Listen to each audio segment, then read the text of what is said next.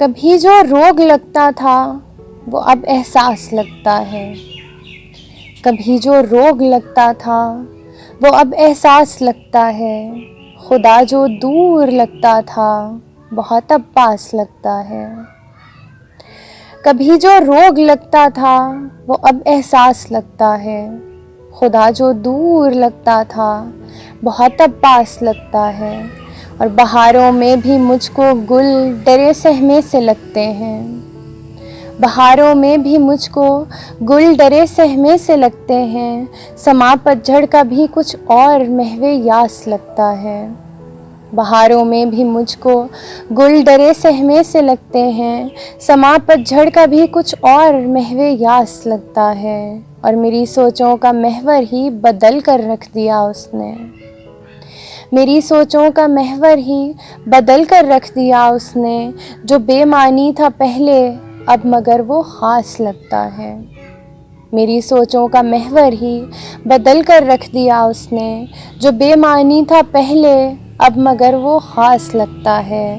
اور یہ وصل یار کا دکھ بھی عجب ہی روگ ہوتا ہے، یہ وصل یار کا دکھ بھی عجب ہی روگ ہوتا ہے، جو مٹھی میں تھا کل تک پھر محض ایک آس لگتا ہے۔ یہ وصل یار کا دکھ بھی عجب ہی روگ ہوتا ہے، جو مٹھی میں تھا کل تک پھر محض ایک آس لگتا ہے۔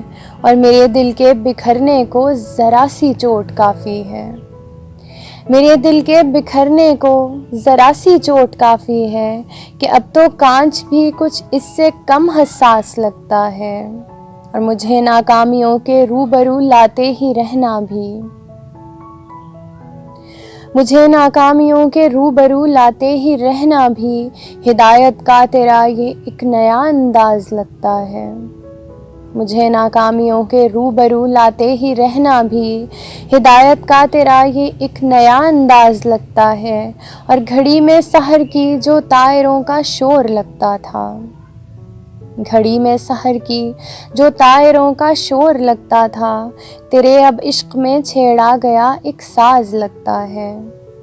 گھڑی میں سحر کی جو طائروں کا شور لگتا تھا، تیرے اب عشق میں چھیڑا گیا ایک ساز لگتا ہے۔